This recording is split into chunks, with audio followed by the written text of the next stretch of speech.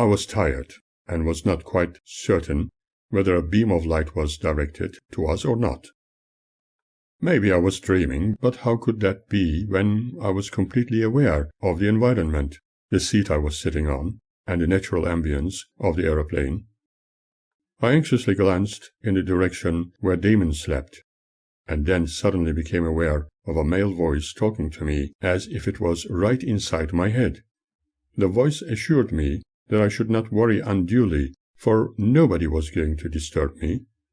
This time I thought it was a semi-conscious sleep and gradually drifting.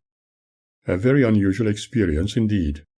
At first it did not make much sense, yet I was willing to record my experience somehow, without realizing that I could probably only record the ever-present noise inside.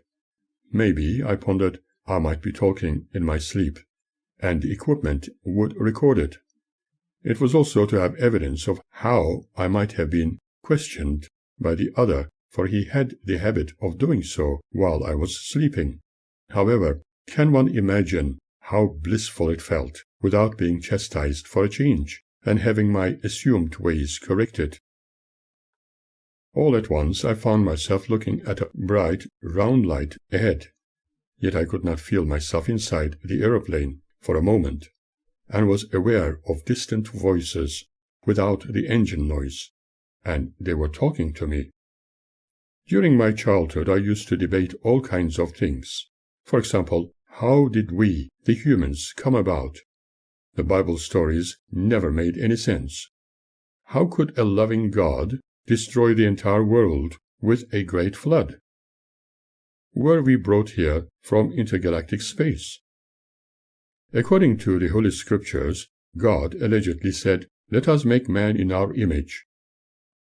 Who was he speaking to? I know I might have taken people aback by such questions. I heard my childhood friend's voice asking, "Remember the day you met those visitors in Hobart?" In fact, my ex-wife constantly debated this issue as being inspired by the all-powerful devil, asking if it was such a good idea to be married with a man who probably had mental health problems. A while later I found myself conversing with those voices from afar, debating the subjects of the first humans from Australopithecus to Homo erectus, Neanderthal man, unlike the biblical information. It was mentioned that Homo sapiens were not related to primates, and wherever humans lived, they always established some form of culture, and this was where current humanity developed from. However, what would the future of humanity be like? Bearing in mind how long it has taken humanity to develop into their current state, there are many unanswered questions. In reality, the evolution of man still remains the only logical conclusion. When we look into the ancient Sumerian inscriptions, we discover the existence of an advanced race from another realm known as the Anunnaki, and during their time some automatons were created to tend the planet. Late Zechariah Sitchin wrote about them extensively. I heard about this for the very first time from one of my high school teachers, Mr. Chapolio, with whom we debated some of the characteristics of ancient cultures, Hittites, Babylonians, the disappearance of Sumerians for a period of time, and their sudden reappearance. A little later I found myself floating, gazing down upon my sleeping form. It felt so real and natural. I heard distant yet very beautiful music, which sounded like a choir humming an unknown tune, and in this state of consciousness I became aware of yet another indescribably beautiful source of light in the distance, drawing me almost magnetically towards it.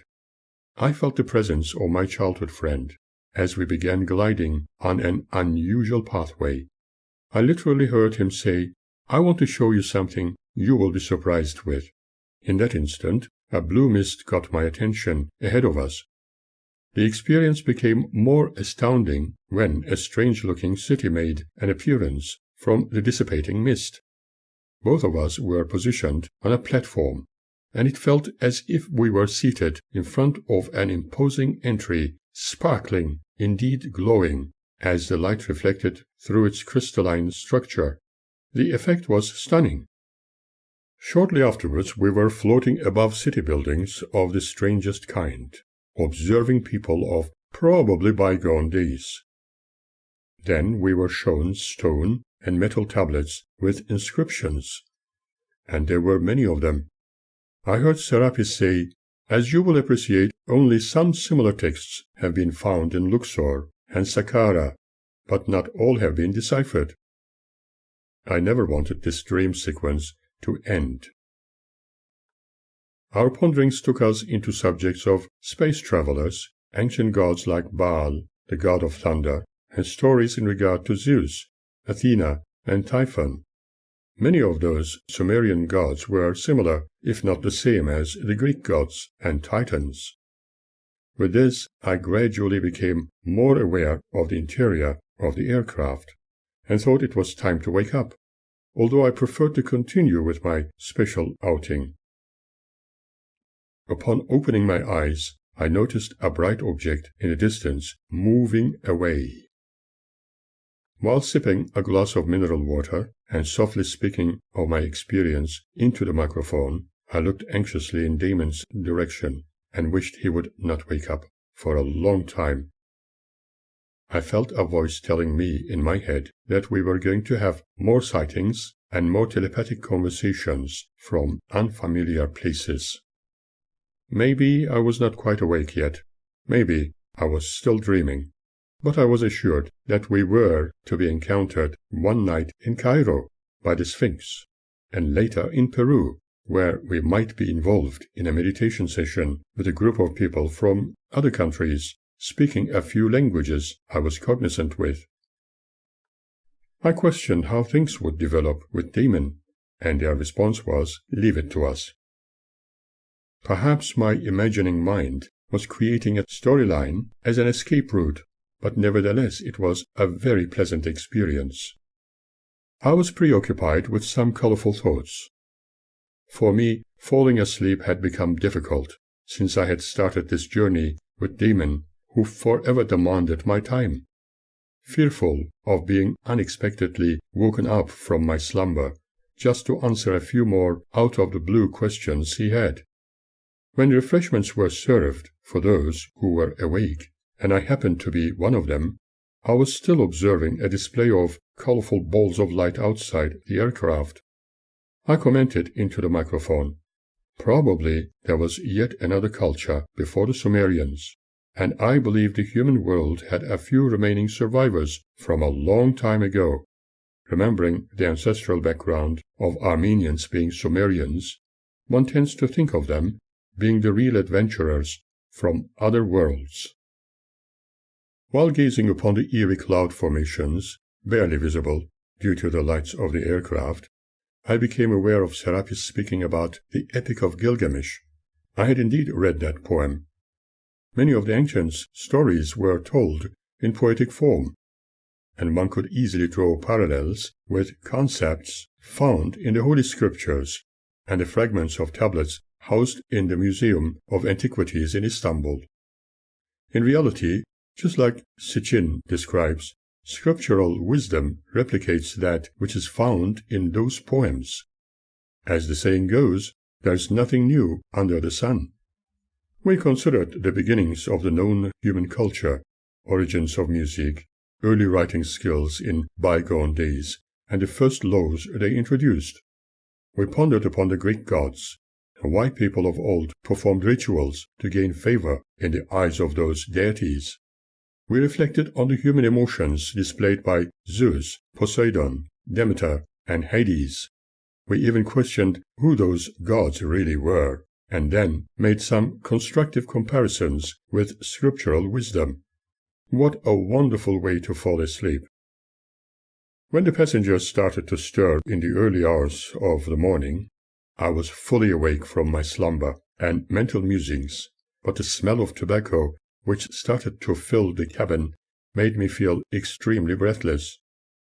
Alas, Damon was a heavy smoker and had no understanding of the situation. As soon as he woke up, his relentless questions immediately began. "Why you don't sleep at all? You spend all night talking to yourself.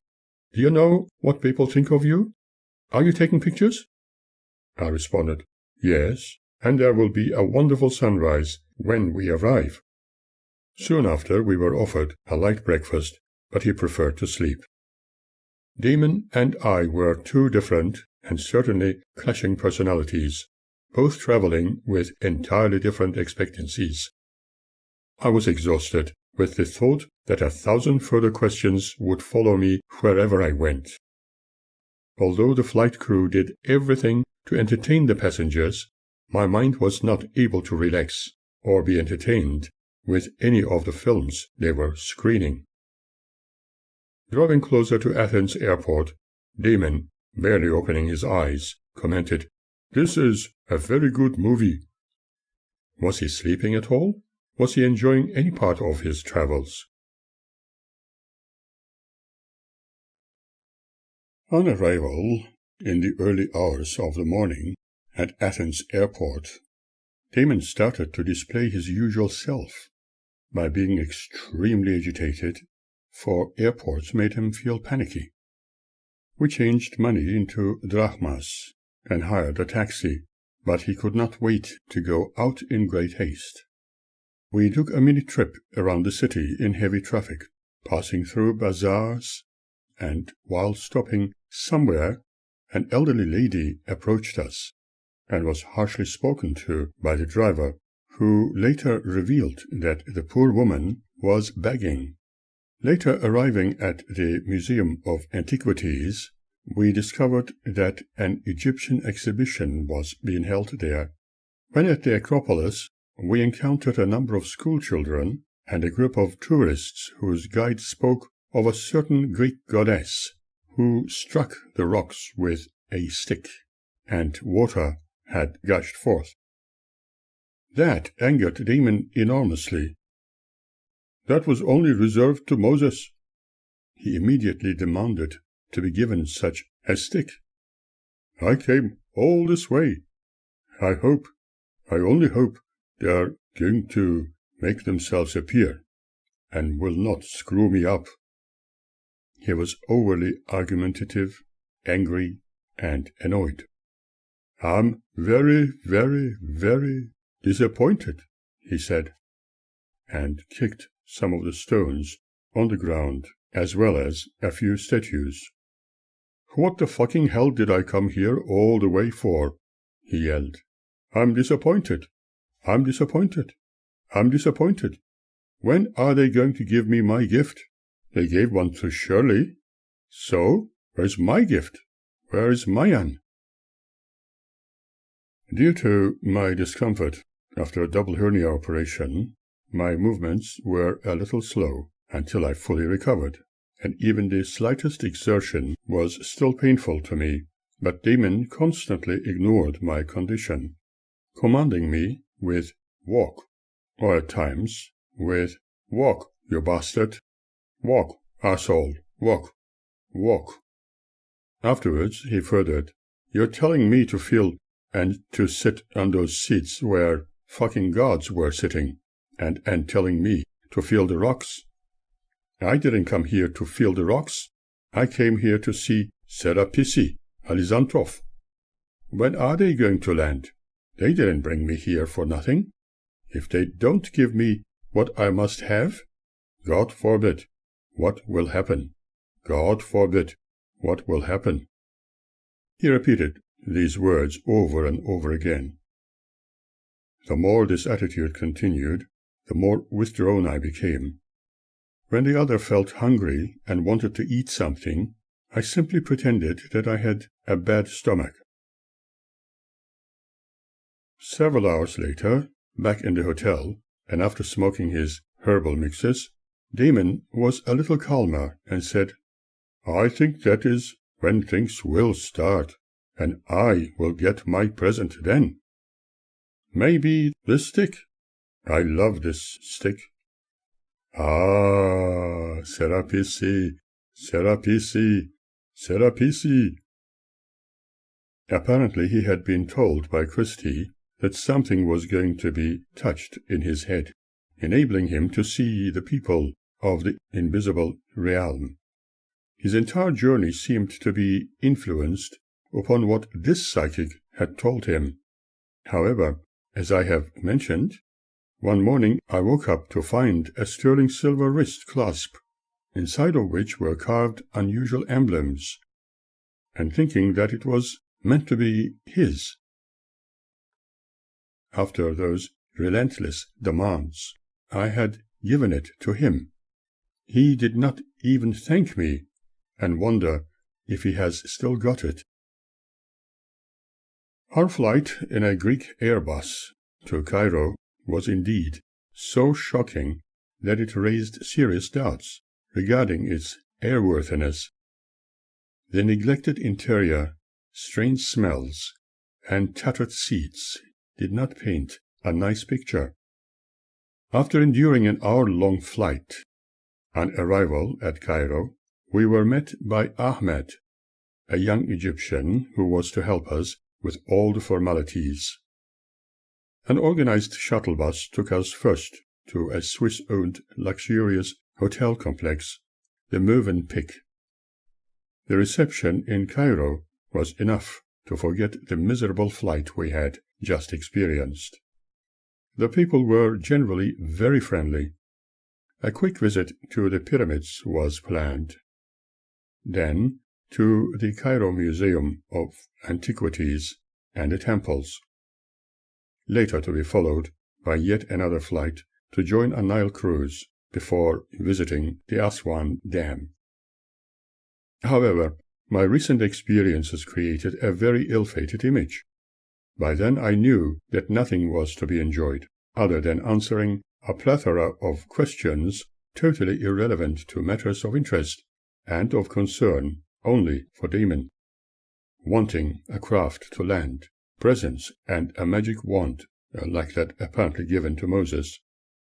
That evening we were to be entertained by a laser light and sound show theatrically descriptive of the significance of the Sphinx, ancient rulers of the land and construction of the Great Pyramids.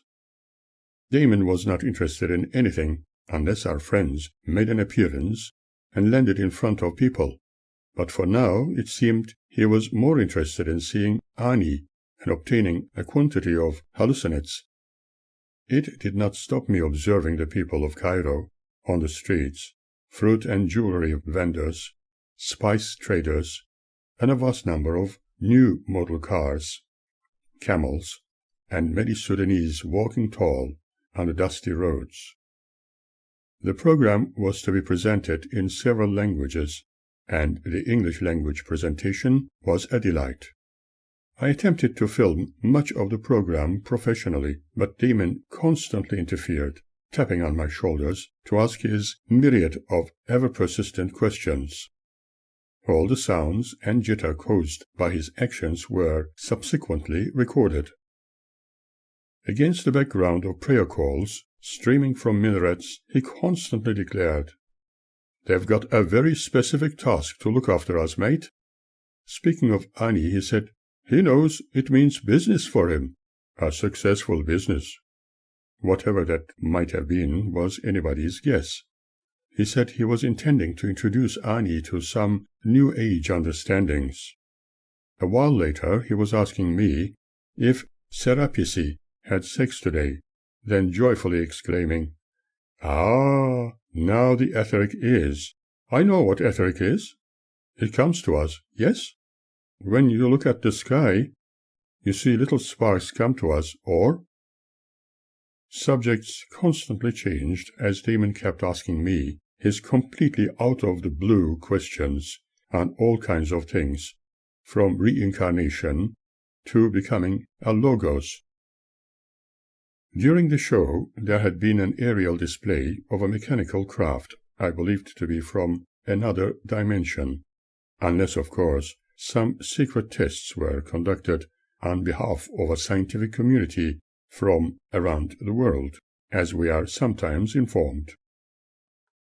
It had a very peculiar effect on my films and sound recordings, but during the event people hardly noticed anything. perhaps considering it part of the show.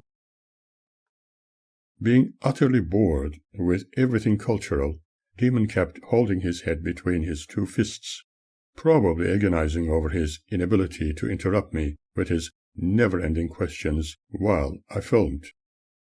Ahmet met us after the show, but Demon was extremely anxious about meeting Ani in the hotel lobby for the vital items he desperately needed for his habit.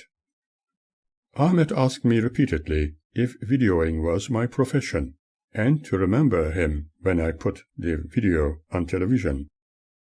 Demon demanded that Ahmet and his friends should remember to call on his divine name and Suren's, and they would be immediately healed. Not wanting to be included in his advice, I was shocked, for it was not my intention to present myself as a magician or prophet as Demon did. Did he by any chance realize how extreme he was? There was a desperate need to discreetly explain a few things to people. Alas, Demon kept demanding that we had to provide them with a number of miracles to show who we really were. Logically, this behavior was very childish, dependent on multiple reasons, and damage caused by his habitual use of hallucinogens. To keep the peace, I suggested that perhaps we could do one of my experiments in regard to mind over matter using photographic film, hopefully without considering it a miracle, for it was purely an experiment, during which the thoughts utilized could influence films or other digital media because of their electromagnetic characteristics. "Ah, but Professore," he responded, "I am included. I must be included. I am very, very special. Wait until they discover who we are." Ani had once lived in Melbourne and met me on occasions when visiting Demon. He advised Ahmet and others before our arrival that we were very special friends. This greatly appealed to Demon's vanity. When visiting Egypt in the past, I have endeavored to interpret some hieroglyphics. Discovering this, the tourist guides now ask me if I had studied in Egypt all those years ago. Demon was seemingly proud to associate with someone who knew many things, but in reality he felt the need to command somebody like me. Apparently in his eyes, we belonged to the chosen of God, who were persecuted by fanatics throughout the centuries. However, once again my professional background was misrepresented behind my back, and not as what it actually is. Instead, I was portrayed as a psychic, perhaps as a good replacement for his previous one. When we encountered a number of students and their teachers busy sketching artifacts at the museum, I decided to draw the portrait of a pharaoh of Egypt as I imagined, and presented their teacher with it. They were astounded and accepted my gift happily. Demon was ill-pleased, since I did not demand any payment for my gift, and he considered it something stupid on my part. I have definite reasons to believe that he thought he owned me, as with all his friends and associates.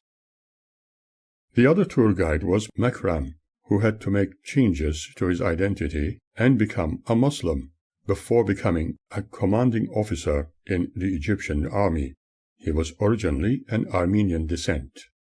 To be able to survive and become what one desired in Muslim countries, one had to become like them before being accepted.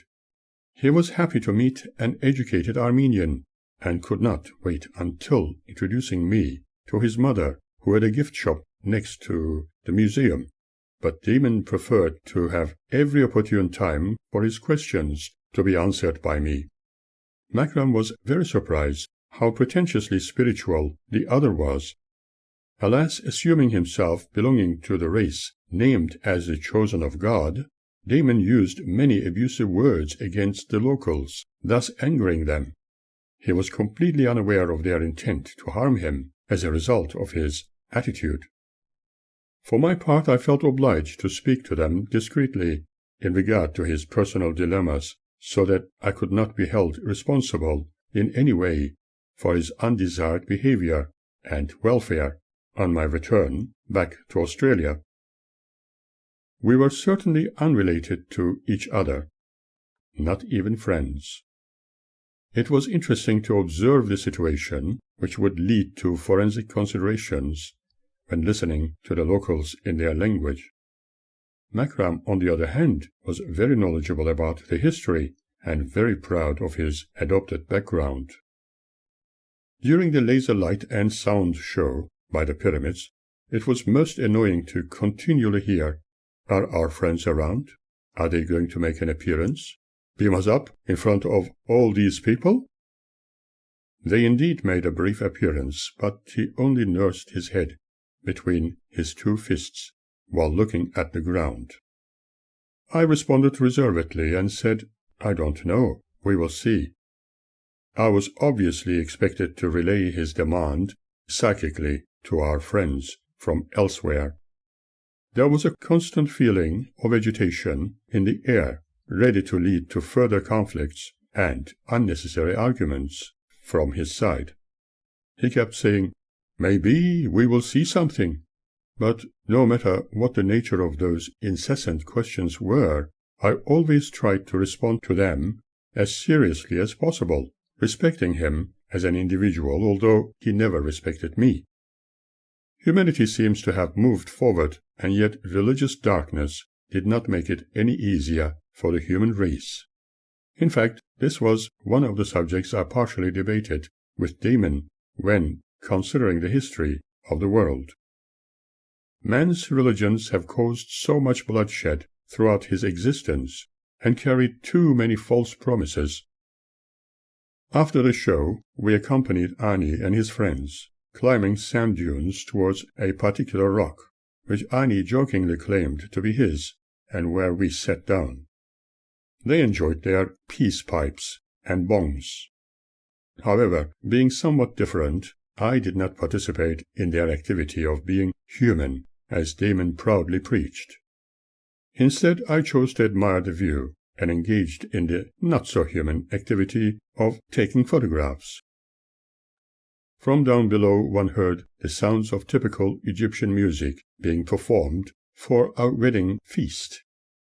It was a pleasant change to hear the familiar sounds of finger cymbals, kettle drums, and an Egyptian flute playing a tune, "Dancing Eyes." Periodically, camel riders came asking for bakshish, similar to pocket money, and tea, while claiming they were the watchmen.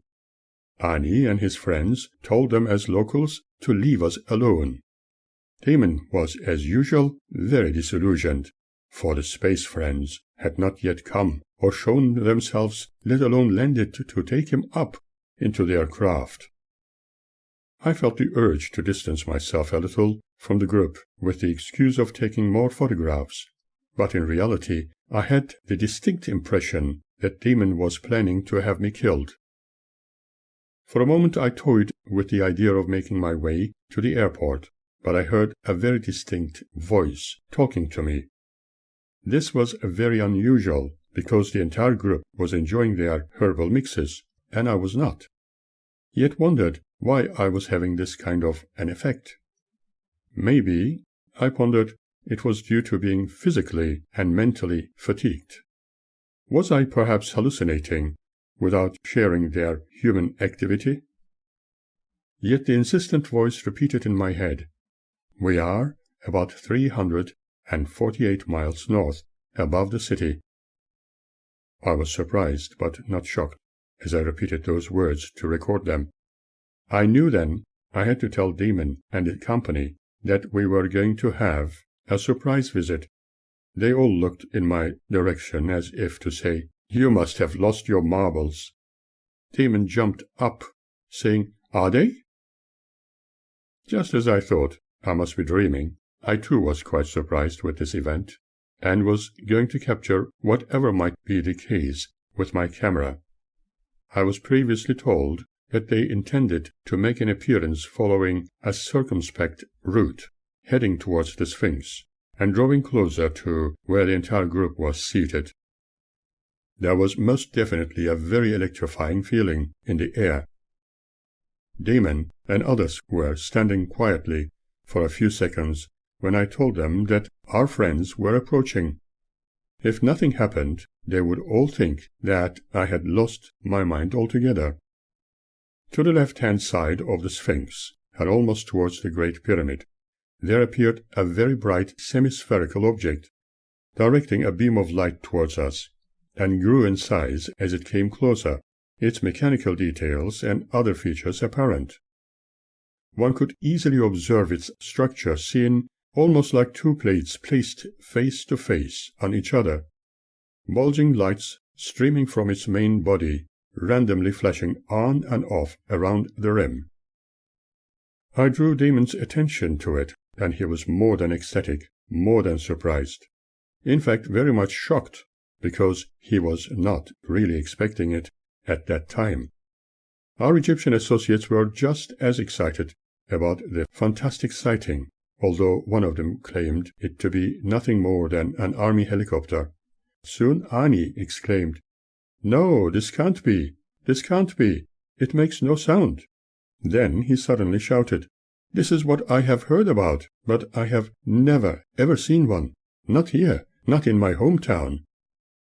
It was a lot larger than a big army helicopter, and bigger still than a jumbo jet. Everyone, including Damon, was almost paralyzed with awe, and continued gazing upon this magnificent sight for several minutes. During this time, the craft remained extremely still, while its lights continued to randomly flash. I kept silent out of respect, whereas Damon was still not satisfied, and after a few seconds of silence, began to shout as per his usual habit. "We came all the way up here. Guys, guys, guys! They can pick us up, can't they?" Shortly afterwards I heard the now familiar voice in my head. "It is understood, and there's no obligation."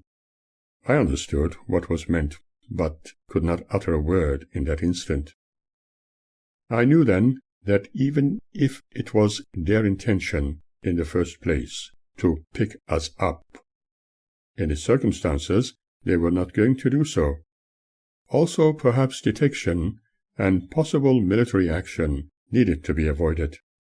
Being able to converse with them was a very delightful and exciting experience for me. Although I could consider it as telepathy, I still questioned whether it was really a telepathic endeavor, or were they using a technology we were not familiar with. I did not talk to them audibly, although I was sure that I could. Instead, I chose to ask them mentally, "Would you do some interesting maneuvers for others to see, if it is agreeable on your side?" Again I understood that they agreed for me to tell the group, and so I told them, as uttered by the voice I was listening to, as if through good quality earphones. That amazed the members of the group immensely, and I felt the need to explain that our friends were doing what they did voluntarily, and not because I was asking them to do anything. They could make turns into any direction faster than any aircraft was able to. It was a phenomenon to behold. Shortly afterwards they quickly took off, zooming upwards in a 30 or 35-degree angle from where we stood. One could hear a few youngsters and children shouting in their native tongue, probably pointing at the sky. Look at that! Those lights in the sky!" Very electrifying indeed. One could also hear words like, "They are from jinns. Don't speak of them. You haven't seen them." Interestingly, some people were displaying uncontrolled fear. This reminded me of some cults we are familiar with. Take Jehovah's Witnesses, for example. They would traditionally consider such an event as being from the all-powerful devil. Ani was spellbound. "I suppose," he said, "these things happen everywhere, even here in my country. But I think we are not allowed to speak of it, in case we may look crazy." there was at least some sense of relief in my mind, hoping that there was going to be a little peace from thousands of negative questions, unthought of, and at times only guessed answers, accusative viewpoints, downgrading, blaming. Some time later Damon told me that Shirley treated the artist portrayed in the film in a certain way, and therefore I also needed to be treated likewise. Do you blame me for it? Why did you bring me all the way here, when our friends, that is, if they are no more than bullshit, don't come and lend their craft? Why? Why? Why? Professore, why? But what had he experienced at the rock next to the Sphinx that night? At least Ani and his friends were very happy with the experience, for they had all been very skeptical at first, and now they had seen the reality of an extraterrestrial spacecraft in their sky. If the circumstances were different, and he behaved appropriately, things could be different. He had the opportunity, but had blown it. In the morning we were to visit the pyramids, and a few more temples of interest. Many words uttered by Damon were very immature and hurtful. He was derisive when I photographed things at close proximity, e.g. flowers, or the coffee cup, and took pleasure in laughingly telling others about how slowly I ate, drank, or walked, and now this. Occasionally he attempted to put his clammy hands on my forehead, supposedly to heal me, so that I could speed up when eating and walking. How noble of him! Perhaps that was his so-called spirituality, encouraging him to do so out of his good-heartedness, or as he had learned from other psychics. Could those others around and his close associates see what was really going on between Damon and me? He considered it most important to spend more time with me. In reality, however, he wanted to forever interrogate someone who happened to be me, and for me to answer his thousandfold questions of no intrinsic value. He wanted me to agree with his nonsense all the time. Therefore, everything I did, such as photography or filming, he considered as wasting his time, and that was apparently a vitally important issue of concern to him. Additionally, he wanted to frighten me by saying he felt like dropping my cameras, later claiming that he was only joking. But was he? He was certainly very spiritual in his own eyes. As far as I was concerned, the day was only reserved to answering a plethora of unrelated questions and being treated as a wrongdoer in every aspect of my life. And night was the only time I could contemplate on more constructive thought and recalled memories, that is, whenever it was not stolen away from me. By concentrating, for example, on the history of the ancients, like the Persians, Ashur or Nineveh, and jotting down notes or recording my impressions, I was able to survive the endless trauma I was subjected to. After a night time of peaceful thoughts, if I could not sleep properly, due to my mind being crowded with inconsequential issues Damon was interested in, or simply conversing about more interesting and intellectual subjects on my own with my invisible friends, I felt refreshed in the morning. One night, when I was falling into a restful sleep, I became aware of the laughter of children. However, this time I was not going to question anything, but simply go with the flow. I took it as part of my dreaming. Soon I found myself in a hall of huge proportions, where there were all kinds of colorful people.